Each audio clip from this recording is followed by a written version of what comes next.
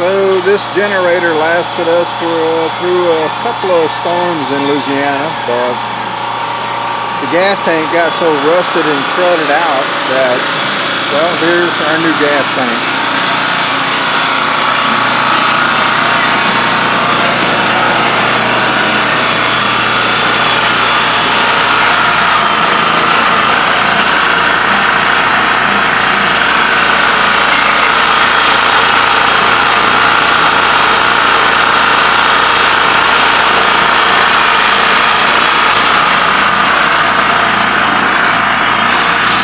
Hey, but it works.